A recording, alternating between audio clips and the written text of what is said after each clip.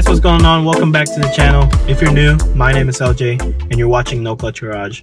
And today we're going to be talking about XDelete. The question that I get most often is, does XDelete come included with XHP? And the answer is no. It's actually a separate service.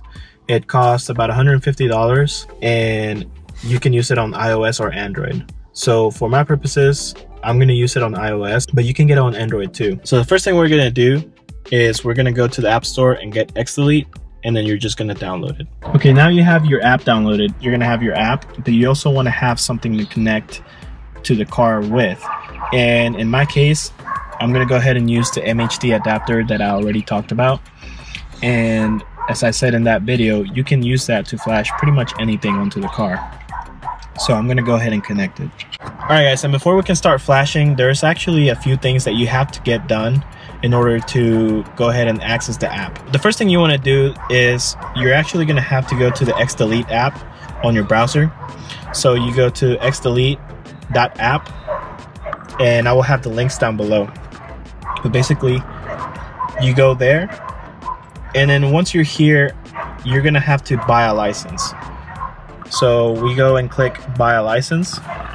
Right here it's for E or F series, right? The license is $149, and then you go ahead and add it to your shopping cart. So once you have your license, you go ahead and go check out. When you check out, you go ahead and fill all of this up, your country, and then you're going to continue. And when you continue, you're going to go ahead and pay. Once you pay, there's actually going to be a code that's going to be sent to you via email. Once you get the email, there's actually going to be a code that is going to be sent along with it, and that code will have to be entered within the app once you log in.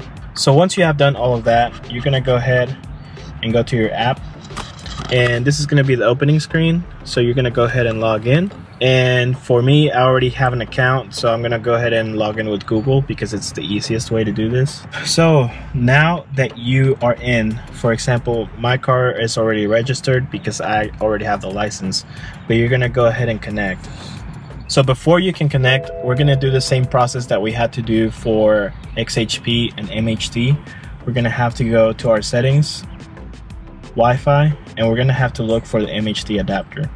And the MHD adapter will connect, and once we're connected, we're going to be able to connect to the car. So now we're going to go ahead and connect. And this is an F series car, or F chassis. Go ahead and click F series. And it tells you, please set your phone in flight mode and lock your driver's seat belt. The MHD adapter doesn't have a network, but you can still use cellular network, and it's actually very important that you do. But it says the Wi-Fi network does not appear to be connected to the internet.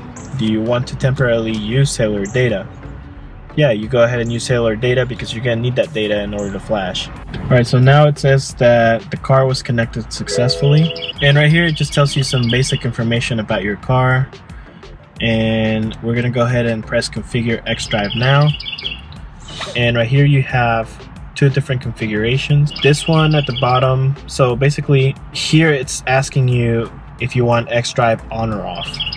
Off is going to show this little E60 right here doing a burnout, so you clearly know that XDelete is off.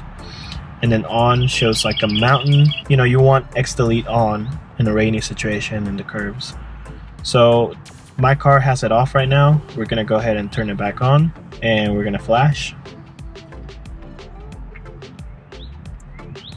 And so it's gonna do this whole procedure where it identifies the car and connects to the car, and it's gonna do the flashing.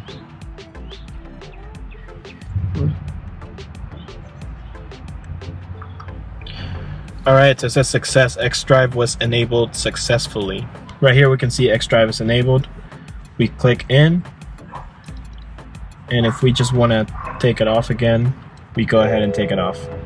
It's really that simple, and then you can enjoy your rear-wheel drive car. So, you know, you can go do some donuts and whatever you want. I don't use it as often as I thought I was going to use it, mainly because I really like the all-wheel drive aspect of the car. But in those situations when you want to have fun, or if you are set up with radials in the back, or you just want to avoid the hassle of having to change all 4 tires every time you change tires because of the XDRIVE, you can go ahead and deactivate the front differential and just have a rear-wheel drive car for a while or for as long as you like, and it's not going to cause any issues. I haven't had any issues with it.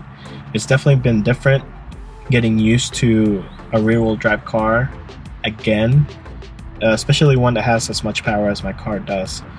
So I feel more secure in all-wheel drive, but for those times when I want to have fun, it's a good thing to have.